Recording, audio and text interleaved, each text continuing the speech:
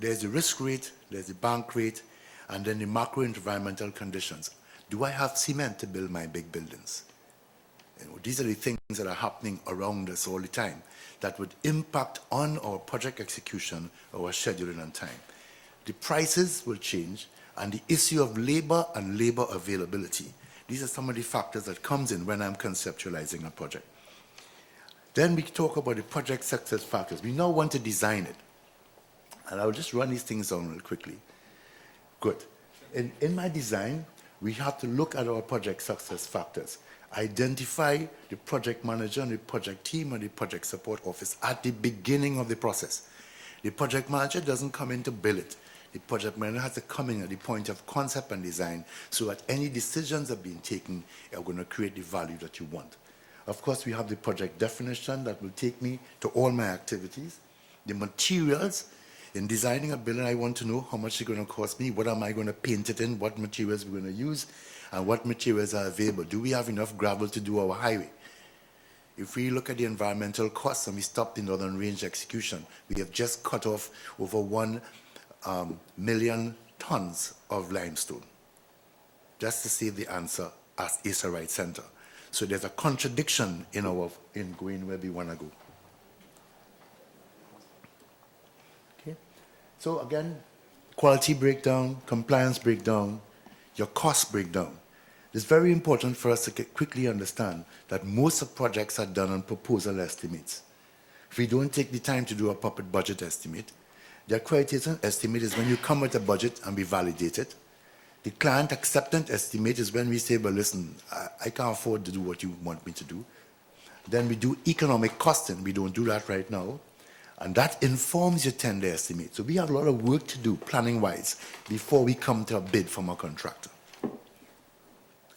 Right? You have our risk analysis, time schedule, and our phasing. So that's your design. When we talk about design, this is the design context. Right. What makes a private sector different to a public sector model? I try to work it out, and I've tried to map it out for you quickly.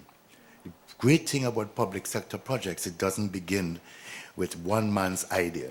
It begins with the Parliament and the Cabinet of Trinidad and Tobago, who, through the Ministry of Finance and the budget, would determine where the allocation of resources are. Those allocation goes out into 2 public programs. One is the PSIP, the Public Sector Investment Program, funded through the Infrastructure Development Fund, and the SPSIP, which is your Supplementary Public Sector Investment Program, funded from state enterprises on their own resources or with government guarantees. The problem is, when government makes a decision, the budget that they receive and approve does not always consider the full economic costing and valuations because of the time. The time it takes for it to reach cabinet and the time it takes for the approval to come down could be long enough to change some of the fundamentals. And we work through a special purpose company or a ministry with a special purpose company, and it comes down to the administration. In your administration, you have the compliance requirements. But here what's interesting.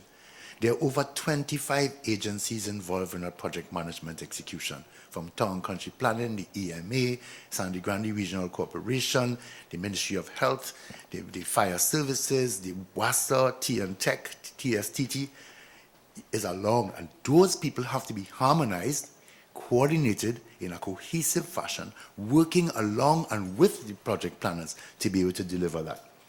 As a result, you would find that in using this model, I'm saying that the public sector project organization is a different animal to what we would traditionally call a company. This is the future, friends. This is the building that's going to be built. You have an opportunity to see the future 2 years down the road. 2 years from now, I'll have the pleasure of walking you all to this building, and we'll be able to say that the Ministry of Justice in coordination with the MTS have produced this.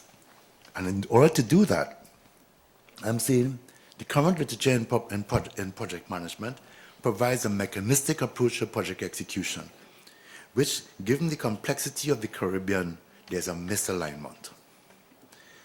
The outcome of my research will be to identify the gaps in existing literature and to develop a new model of project execution with the supporting modalities customized to the Caribbean experience.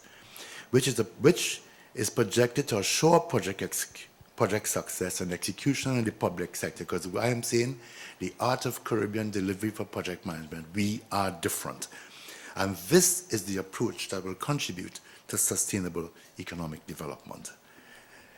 The future is about who's going to do it, what are we doing, where are we going to do it, when we're going to do it, why and how. And this is why I say thank you very much, ladies and gentlemen.